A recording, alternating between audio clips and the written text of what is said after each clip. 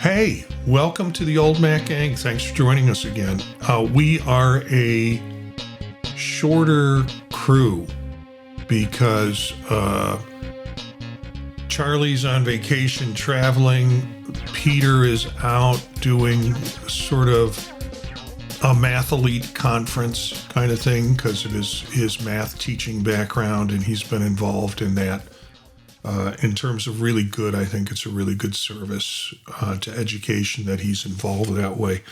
And Bob's got his monthly mug board meeting for Tucson Mug. So it's just Chris and myself. And I think it's going to be really cool. I like this. And there was Chris started knocking around topics. We're in such different time zones. If I'm up late, I'll send a message to Chris or to the group, say, hey, we need a show topic. And by the time I wake up, he will have come up with a topic. But as it turned out, I wake up and I'm lying in bed. And there's this state called a hypnagogic state, the state between sleep and wake. That's where all the creative ideas happen. And what popped into my mind and what popped into my head was this saying, 2 chaps, 4 apps. And so what we've got are 2 chaps, and we're each going to present 2 apps. Things that, and we kind of went in different directions, which is fine. I wanted to kind of stick it and keep it on Mac OS, so laptop kind of stuff, because it allows me to show some of it when we talk about it. And we have some Mac/iOS kinds of things that are meaningful for folks. And the way I couched it was, what are the things that your attention has been attracted to lately, or things that you kind of consider essential? And we each kind of started texting back different apps. And I've got some that I think will be new to folks, but I'm sure Chris's will be new to folks too, but they're pretty cool, a pretty cool setup. So is there anything, Chris, is there anything new with you? Anything going on in terms of life or happiness? Well, waiting for developer beta number 5. Hint, sooner or later you start running into some bugs and say, well, okay, maybe this is fixed in the next one. But like everybody else, I'm really liking the new Siri. It isn't universal. I mean, there are things that it can't handle and it won't do anything or it won't. But the things that it can handle are really causing me to begin to think about, is this whole agentic computing thing really the biggest thing since Google 1.0? And that's, I mean, there are podcasts out there where people are saying, or YouTubes where they're saying, hey, I think this is going to replace ChatGPT. I very much disagree with that because it's not the same output. It's like saying my Carmen Ghia can do what my SUV does or my 18-wheeler. They're not the same thing. But the question is, for a lot of people, it's going to get them into stuff and they're going to learn, and it may just shape. We've got new capabilities, and it's like the scientific calculators. Back then you had to be the scientist for the advanced trigonometry and stuff, but some of the stuff is pretty much every person's kind of stuff that they can use. Yeah. So, and I think I think fundamentally Siri or SAI, I guess I should call it, is going to be context based, and people will be using it as a personal assistant more than with the privacy issues. More than, and I think that will drive it more than being able to do major workflows on it, because that means it's tapping out of the privacy and it's going into a cloud computing function that is supposedly also anonymous, but it's going to require a lot of goodies if people start trying to do major project planning with it. I think majority of folks are, once they get used to it and once they hear more about things that you can do with it, from the personal context. Yeah, I know now when my mother-in-law's plane is coming in and how long I should get on, the ad that they originally ran, which kind of blew up in their face. People will start using it as their own personal assistant based on what context they have in their calendars, their emails. All of that I think is pretty cool. I've been trying different new apps and have been working on some ideas about changing the way in which the show production occurs, because I've got multiple shows and so I'm playing around with some other applications to see if there's ways that I can streamline it or improve it. And I've just started on that process. And so this might be a show that actually I produce in a different way than my typical standard step-by-step process. And ironically, we'll be seeing that later on with one of the apps that I talk about. So let's, things are going good here. I'm still on break for another 10 days or so before they make me go back to work or they make me show up for meetings and things like that. So I'm kind of taking all advantage of resting, and ironically have scheduled all my medical appointments during these 2 weeks. So every day it's a new doctor for checkups or for evaluations, or here's your 6-month CT scan. Everything's fine. It's been those kind of things. So I'm kind of enjoying it. I celebrated 42 years wedding anniversary last night and drove out to up towards Cleveland and found knew of a really good Turkish restaurant. So we just Turkished out in food and came back. So that was pretty cool. Let's get down to business. And why don't we go ahead and start with, I have listed as your second app, but I've set up your second app instead of your first app. We'll get to your first app in a minute. So let's talk about Speedtest first. Okay. Sure. Go ahead, Chris. Share a little bit about it, why it comes up for you. Yeah, this was something that, I saw friends running, and then I realized that, and mostly it was, to make sure your ISP is delivering the download and upload speeds that you need or that you're paying for.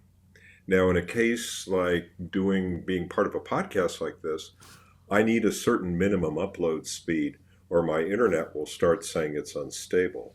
And so I switched, it's almost exactly a year ago, from Xfinity, which at the time was getting up to almost $250 a month for basically just internet. I didn't even have any TV stuff attached to it.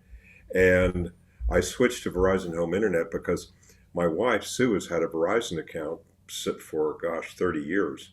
And so they said, oh, gosh, we've got all these discounts and stuff. And if you put everything in one basket and blah, blah, blah, blah. Well, fast forward, the home internet is just sort of, it's barely fast enough, but we get by with it. And it's much cheaper. It's supposedly, I think, $50 a month, but we've got 2 or 3 discounts. So I'm not sure if it's costing anything or not. But in any event, I've got to make sure I'm getting that minimum. And I actually, when I called them, I said, guys, I need to have at least 10 up. I don't think I can participate in this podcast if it's less than 10. So I think they sent an engineer out to kick the tower because it really does work better now. And I'm pretty much consistently getting 10 to 15. And I get, anywhere up to 300 down, which is fine. Yeah. But, so Speedtest is good at home to check that. If I see things are slow right away, bang, whatever it's on, I've got it on the phone, I've got it on, on the Mac. And in fact, it's in the menu bar on the Mac. I forgot it was there. And just go ahead and run it and just see what my current download speed is. Now, the other side of this story is, and I discovered this quite by accident, one of the Mexican food places we like to frequent is sort of the infamous family place. And it's across the street from where a medical center where I had my joint replacements done. And I just randomly one time decided to run Speedtest. And now keep in mind, I'm used to 300 down and about 10 up, right? Well, it said something like 1,500 down. Now, I never got faster than 900 with Xfinity at home. And I'm figuring, what is this? And it was like 100 up. And I'm thinking, what in the world is this? Well, it's the 5G stuff with the ultra wide bandwidth and stuff, because it's all for the medical center. Northwest Medical Center is this huge block, Yeah. and there's like this whole retirement city behind it that they built. And I've heard that they have like about room for 10,000 patients living back there and stuff. I don't know if it's actually that number, but I mean, it's huge, right?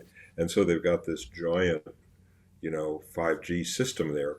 And so there's also catty corner across the street is a Starbucks that we go to frequently, and that also gets the same bandwidth. So I use I have a SmugMug account, which I've used for my photography for years. People might Mm-hmm. have heard of SmugMug, kind of like Flickr. They have a freebie service that they will back up all of your iPhone pictures to their cloud for free with your account if you have a paid for account. And people might wonder, well, why is that important? Well, the reason that's important is because technically iCloud isn't a backup service, it's a synchronization service. Yeah. In other words, we sync photos from various devices and so on. But if you delete a movie and one place, it could delete it everywhere. Right. And I almost lost an awesome movie that I took completely by accident. I have very little videography background. I have a lot more in still photography and event photography and stuff like that. And fortunately, it was a copy that I was playing around with, but it was gone. I mean, I deleted it on one machine and it was gone everywhere. So then I Yeah. realized, oh, it's really important to have this. And so for people that really value cell phone photography, they may do that. Well, so here at home with my normal bandwidth, okay, and if I have like 80 photographs, this was one example, that might take me, 2 to 4 nights, depending on, what my download speeds overnight, and where I am on this subnet for the neighborhood. There may be a gamer on using bandwidth and that kind of stuff. So this one day at lunch, I tried it. And 5 minutes later, they were all uploaded and gone. Yeah. And I thought, wow. So then I started doing my Mac OS or my iPhone updates over there, at least the first part of downloading it. Same thing. It was really fast. So, I just wait and, obviously I can't take an iMac over to the Mexican restaurant and set it up or at Starbucks or Yeah. something. But it really is a lot faster, and it does conjure up that idea that, when 5G was first coming out, there were people saying, well, this will eventually replace Wi-Fi. Well, yes and no, depending upon what's going on inside a building, as we all know, right? But it is capable of enormous speeds if, and we'll see how that goes. So at Well, any rate, I will check a location. Like if I'm at a restaurant, I just flip on Speedtest, check it out, see what the download upload is. And if it's good, then I'll go over to SmugMug and just turn on the backup. yeah. And, it's just handy because it gets it done. And Yeah. it's one less thing overnight. And that way I'm sure that, my iPhone and iPad will be backed up on iCloud at night as they're supposed to be and stuff. I got interested in this originally. I was using Speakeasy, and that was, Mm, I just found it or somebody told me about it. sure. And I could type in Speakeasy and it would go give you a page where it would do your internet speeds. And then that changed because when I'd go to their site, they'd say, we're now so and so in here. And I actually found a Speedtest is part of Down Detector, which is a Hmm. service that is also associated with this. And Down Detector I would use because when the internet when the internet went down, I couldn't. I mean, I wasn't going to walk around the neighborhood and ask them if their spectrum went down or if it was my issue Yeah. or if it was something internal. But I could go on Down Detector and find out where the outages were. And often my outage, I'd go on there and say, no, we're not reporting any outages. And then like 20 minutes later, I'd go on it again and they're like, yeah, they're having outages. So I was aware of that. But I got into speed test because another option people can use is if they're running any browser, if you type into the search engine speed test, and this is true with Chrome, I know, it will run a speed test for you. And it will give you that option right in the browser to run it. So what I'd like to do is I'm going to, for folks who are seeing the video, I'm going to switch to a screen where I have speed tests set up ready to go. We'll do this with the other apps too.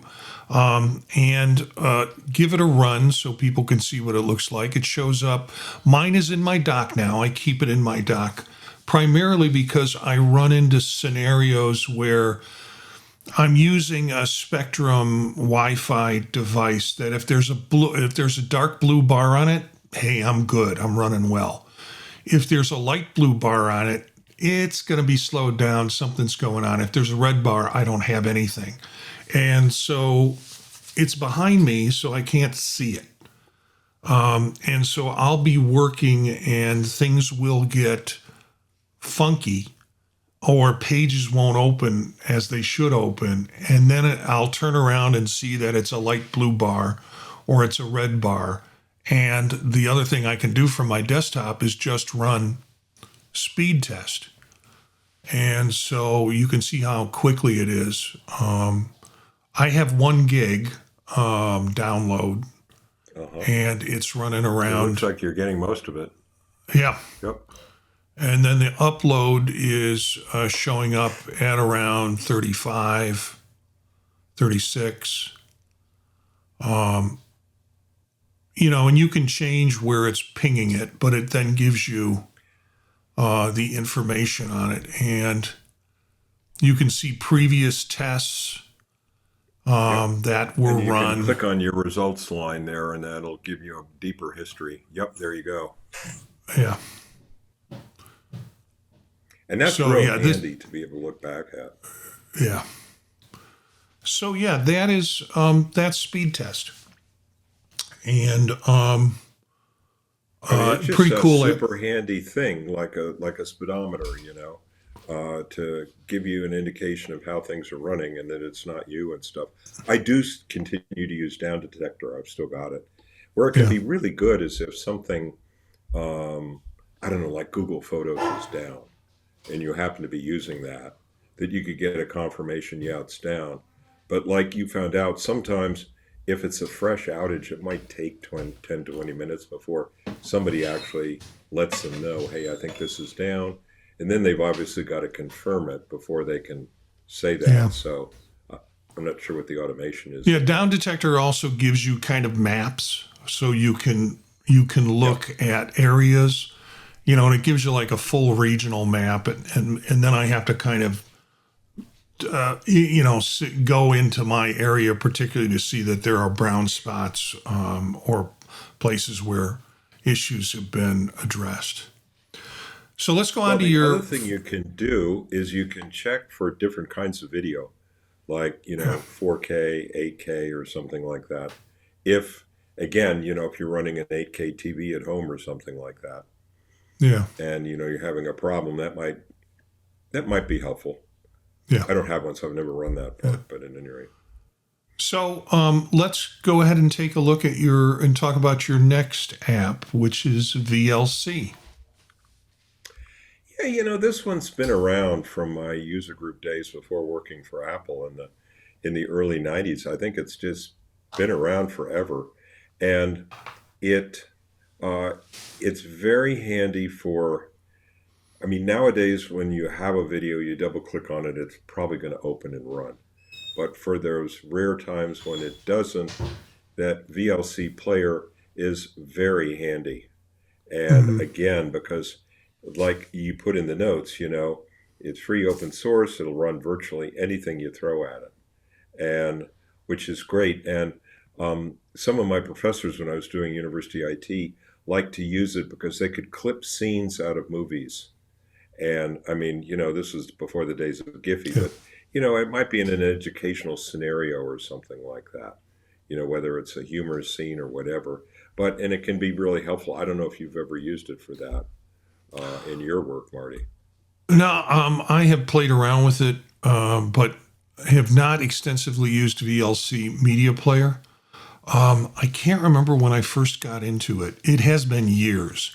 And it was because I was running some video format. It might have been an MPEG or something like that that would not necessarily play natively through QuickTime. And so I knew I turned to it as an alternative media player when I needed it as a media player. And it's the interface hasn't gotten any prettier over the years. Let's put it that way. It makes you wonder why, right? Because you've got to click, you've got to screen, and so for the first time user, take a few minutes, and you need to figure out, oh, I'm going to run the MP4 file or whatever. I mean, if you know what the movie file is, you click around, you'll figure it out. I just had to download it, and actually it was weird, and it could be because I'm running beta on this system, but when I went to the source in the Apple Store, it said it would run on all these, and it does run on all these devices. I'm trying to run it now on a Mac OS, and it would not, it gave me an error message when I tried to do it. I don't know if I got it from a clean site or not, so I went ahead and shut that down, deleted it, and then went to, I was attempting to get it from the Apple Store, and it just would not run or open for me to be able to download it from the Apple Store because I'd gotten it somewhere else. So then I went to the website of the people who produce it, and of course they Video also, Land. and they also have you can get it in the Apple Store. Well, no, I couldn't. But they do have menu areas for you to be able to download directly. I downloaded it directly from them, and it works. So I will put both links in the show notes, links for all of these in the show notes for listeners who want to try these apps out and get involved with the apps. So here's what it looks like. I had the same experience. Marty, Go ahead. I could not find it in the Mac App Store. I couldn't find it in the Mac App Store. And this is one of the things that's sort of a pet peeve of mine. When Apple allows competitors to crowd around the app you're actually trying to download. Right. And I know I've had a lot of friends that come back and say, okay, how exactly is it spelled, or what is the, send them a icon look screenshot, like? this is what the logo looks like. I don't know why Apple does that, but it's kind of annoying. Yeah. Like new users have a lot of trouble with that. Yeah. So what our viewers are looking at right now is I loaded VLC. I allowed it to search for media on my videos, and it has various my computer options like my music, my pictures, my videos. And then it has other internet options.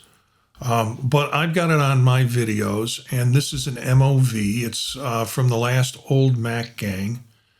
And we will run it. I'm going to jump ahead because what you hear is fan noise, there you go. if you're hearing anything. Okay, well. Yep, works great. So you can see it basically works as a good media player, as is. So I recently started using news hosting, which is a paid service annual subscription. It's probably in the 80 or $90 range. But it's the old Usenet where people will post movies and post content. And a friend of mine suggested this because I have a Plex server now and I'm trying to get content. So I found some old content from shows that were on HBO years ago.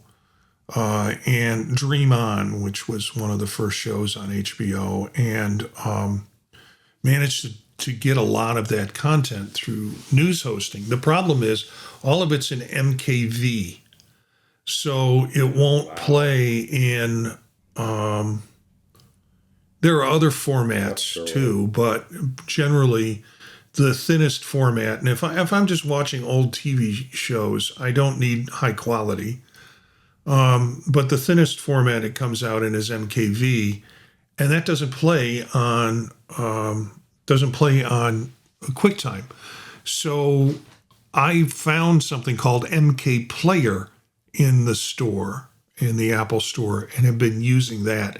That's really bare bones. Basically, you click on it, that player opens up, and it starts playing whatever content that you have that's MK content that you've clicked on. So it's kind of the preferred player. I could as easily play this on VLC if I wanted to and organize that. So, okay. Well, the other thing we could mention, Marty, is if somebody has a video file and you double click on it and nothing's happening, you can always right click on it or control click, and in the contextual menu, select Open With, and then scroll down in the available apps, and you'll probably see VLC Player or VLC or your MK Player, whatever alternatives you have, and then select one of those. And in fact, I think what I used to do is I would say, like if it was an MP2 or something, open all these files automatically with VLC, because you have that option as well. But use it carefully, because you don't want to necessarily overwrite the Apple default, which may actually work better and just for some reason not be working on that particular file. But yeah, it's a lot of fun, and it's a very useful thing to have. Yeah, I just noticed in the chat room, Craig Allenback joined into the chat room and said, "Hey, old guys." Thanks for the salute, I guess, of being an old guy, Craig, and I'm glad you're joining us in the chat and watching the show. Okay, so I'm going to move to my apps. I have 2 apps for you, and I am going to move this app over in the window so you can see it. And I am always forever in search of a sticky note app. And in particular, I'm kind of redesigning my desktop in that sense, because the next one is also a desktop kind of app that I've been using more and more now. Because my usual workflow is, I have to remember to do this. Okay, now I got to go down to the dock and open this one up. And then I have to, what do I do now? Oh yeah, I've got to open up this. I need to open up this website, which has a embedded, and we'll talk about that in a minute with the next app. But I like to have stuff on my desktop. It's the easiest place for me to remember things. And so Stickier, and the other thing I'd look for, and nobody's really very clear on this. Believe me, I wasted hours looking for cloud-synced sticky note apps where you can download them, you can try them out, you can even pay for them, and they have no cloud sync to them. So it's meant. And that must be something that it's a decision the developer is making not to do because of the complications associated possibly with doing the cloud sync. This one, Stickier, does cloud sync, and it's free. And so it is. That's the fun part. Well, that's the extra added. Now, I have found other ones that are cloud sync sticky apps that are expensive. Generally, it's a single pay. It's not a subscription system with them. And their interface is a little less confusing. This one requires some looking and seeking to adjust things that you want. So when I click on it and open it up, I get this, which has some sticky notes that I put together. I was on a show where they wanted me to bring in a tip. This is the actual show announcement that I put in for this show into social media today. So I copied and put it in here as a sticky note. And then it's Stickier is the app. Stickier, and I've seen it just Stickier or Stickier with an exclamation point. And then they, of course, have their directions. So it gives you a long list of things that you can do with notes. It really has a lot of functions to it. The one thing I think that's really challenging is trying to figure out the settings. So, I've set my background color to a really bright yellow. I can change the color if I want. That's not that pretty. Although pretty is not functional sometimes. And you can do different changes, your text color, your text size, margins around it. And then you've got options to launch it, login, snap. So you have some miscellaneous options down here. And then you also here have an indicator in terms of cloud sync. So it really has a lot that it can do. And basically, I want these things on my desktop or on one of my windows when I am using the app or when I'm working. So if there are things that I need to remember, it is a kind of, for me, it becomes a permanent clipboard. Okay, this is the link I need to go to do this. Mm-hmm. So I can put a sticky note together that has that piece together. So again, free. Stickier is the name of it, and it syncs with other Mac OS devices. And but for me, the limit is trying to figure out how to tweak certain things in it that I wanted to tweak, and the cloud syncing was part of being able to figure that out too.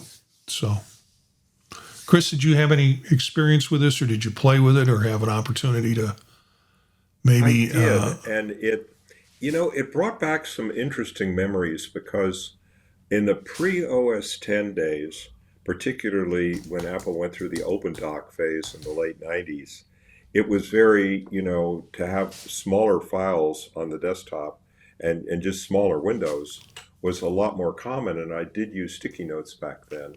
And I liked them because I could color code them, which was very helpful for me.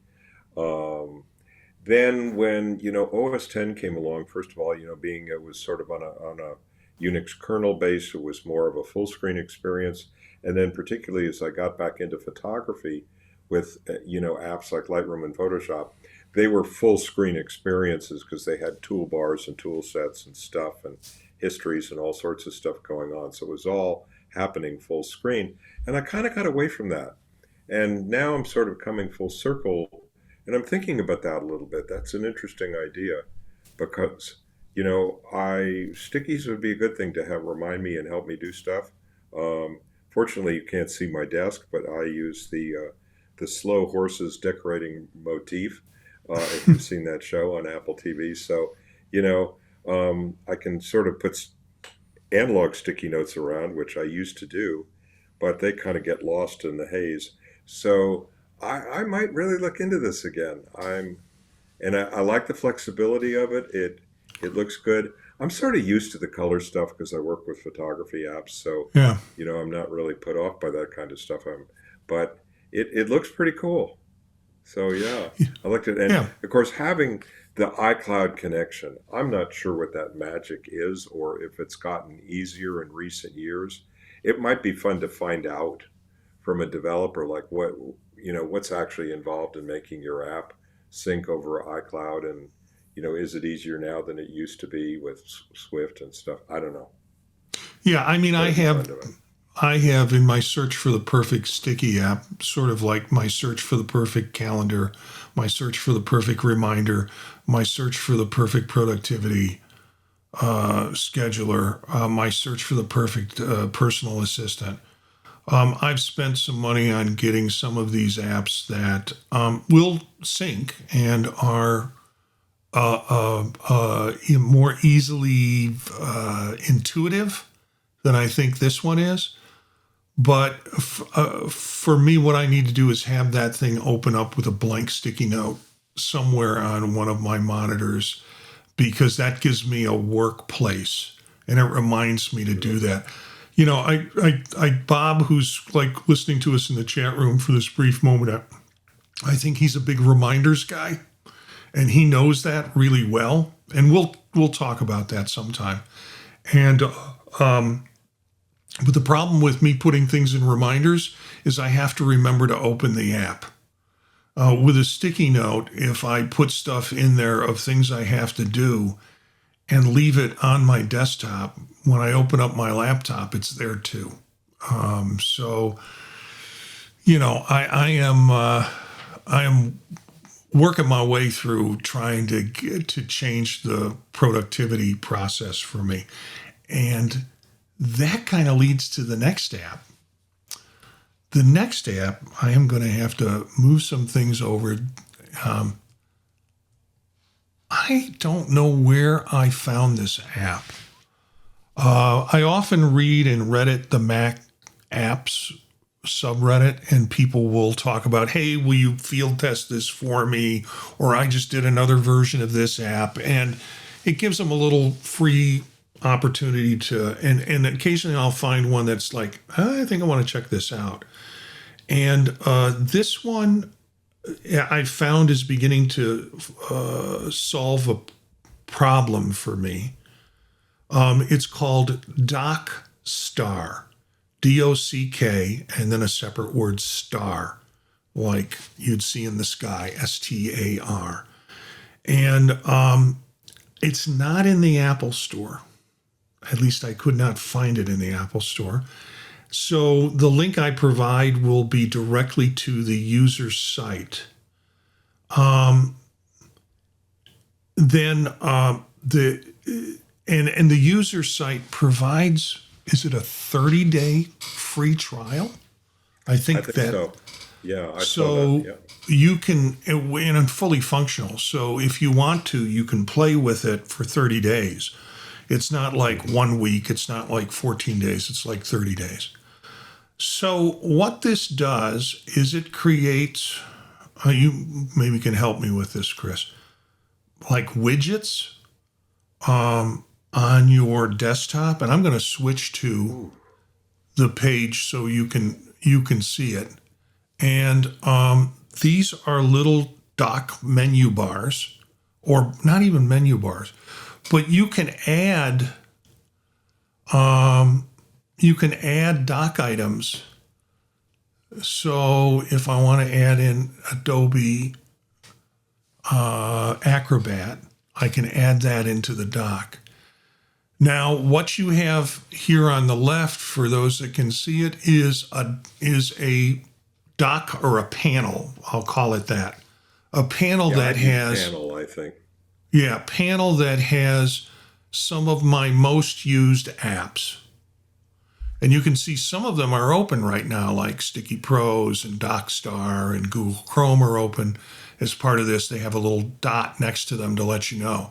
What you see next to that is another panel, and you can change the backgrounds of the panel and find stuff. You can change the text, whatever you need to do. You can make the text larger. You can make the panel bigger or wider, longer or wider. And what you have here is a rundown of what I do when I start to produce a show after we've recorded it. So I put together a series of apps that I need open. And this first one is open the Ecamm Live recording folder. What I did with that was started using for the first time shortcuts. Shortcuts on on Mac OS 27 allows you to just ask and type in what you think you want it to do, and it will generate a shortcut for you. And I could never quite get the shortcuts thing with the programming and the language to direct. I didn't grow up in the, I know older Mac users have used, older Mac users have familiarized themselves with terminal and automation, and then it moved into shortcuts. And I never, and it came out of kind of a programming understanding and background. So I never quite got it. But now I can do this. I can create shortcuts to tell it to click on it and open a folder. And so I've got that as the first thing I do, because after the show is done, it goes automatically into the Ecamm live recording folder, and it opens it up, and there it is, different recordings from previous shows that are still sitting in that folder. But I go there first, and then I have a podcast work folder, same thing. I put together a shortcut for that, so it opens that folder, because I'm going to copy the files that we've recorded into the podcast folder where I'll work with it. So I always have a backup of stuff that we record. So what I've essentially done here is create a workflow and put all of my workflow in this panel that I can just go, the next thing I do is, once I've got the movie in there, the video in there of the recording, is I open up Adobe Premiere and do some clipping in terms of cutting off the front and the back end and any stops or editing that I have to do. And then I start to work on the sound portion of it. So I open up a couple of sound editors for creating the audio podcast. Yeah, but I just put this in one long panel. I don't have to go, where do I go next? Where's that app? Oh, I got to open up a folder. Now I got to go to the subfolder to get to the Ecamm folder, so I can get, it's all kind of in a workflow process. Plus, then I've got the other one with the ones that I always open all the time. So takes up a little real estate, not a lot, but it takes up a little real estate. But it's really been good for me in terms of workflow and knowing what I need to do. Unfortunately, my muscle memory forgets that I have this, even though it's staring at me in the face. And sometimes I start to go down and then I'm like, no, I got this up here. And then once I do that, I start to work off the panel with that. So I'm looking for other opportunities to do that. So that's DocStar. Any reactions to this fourth app? Yeah, well, first of all, on the name, it's like Rockstar, but it's Doc with Doc, a D. yeah. So DocStar, so that it doesn't roll off the tongue. It reminds me of an old app, and I want to say it was called Launchpad, which we could do something like this, but it was a single window, a single panel. Yeah. And you could create like workflow steps. And I mean, you could see lots of different possibilities for this. I mean, for your production stuff, you've got it set up, but you can imagine how, like, if you're a movie producer or something and you've got like 20 people that, you would have different panels for and different things going on and different activities and different questions and ideas. And so you could really organize your stuff in a very, I don't want to say it's non-linear, but it's sort of separate for each person linearly. Mm-hmm. And that could be a lot of help versus if on just a normal typewritten page, it's gonna be mixed together, whereas this kind of separates the ideas out. Yeah, it's giving me a thought for another app if we do this again. I really like this concept, by the way. I think we could do this more often. I enjoy doing this. I think we can do it it's easier to do when we're short-staffed, because we don't have tons of stuff. We don't have tons of time. And it's practical, or we try to make it practical. And I hope folks who have watched or listened to this find one of these, at least one of these things that they want to play with. Again, all of the links to the apps will be in the show notes. So if you're listening to this as a podcast, look in the show notes. If you're watching this as a YouTube, look in the show notes and you'll get the links. We could also, there is, if you set up your hot corners of the screen, you can set one of them up to be show desktop. Yeah. Or you can develop a keyboard shortcut or whatever. But that way, you can show the desktop. And if you're using stacking for the icons such that, all your movie files will be in one stack, or all your apps, the apps I guess won't, but all the Word files will be stacked together and that sort of thing. So you don't have a huge array of stuff on your desktop. Then you'd have room for something like this to run. Well, that's why you buy another monitor. That's why you go from one monitor to two monitors, or two monitors to three monitors, or three monitors to four monitors. You could have one monitor that's just or the dock big stars. Panorama. It's like your Apple Vision Pro and a monitor, Yeah. Well, I think that's a wrap for the show. We've gone 2 chaps, 4 apps, and tried to avoid some rabbit holes. I think we went down some of them, but that's cool. I hope folks enjoy tonight's picks, and some of them earn a spot in your dock or on your Vision Pro that you can use and kind of enjoy these apps, try them out. Again, the 4 that we looked at were VLC, Speedtest by Ookla, Stickier, and DocStar. So take a look at those. And again, you can get all the information in the show notes. Chris, where can we find you?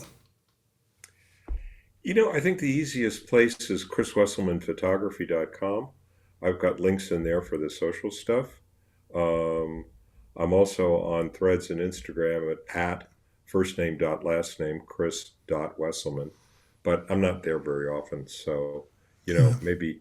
And chriswesselmanphotography.com has a contact page in there too, so you can contact me through there. You can find me at Jencius, Jencius on Bluesky and on Mastodon. And all the different shows that I do, you can, including this one, you can find on the podtalk.net with links to those shows, so you can either watch the video version of the show or links to the podcast if you want to do that. And then another cool place you will find me, I'm still walking a little bit above the ground, is this Friday, which would be August 7th, I'll be on macOS Ken. He recorded a show with me for Friday morning because it's content-based. These shows are going to be content-based. He put one out today. I think he puts another one out tomorrow with Jeff Gamet, from what I understand, talking about the Apple lease program. And then he wanted to talk to me about Vision Pro. And so we had some specific stuff we talked about in terms of myth.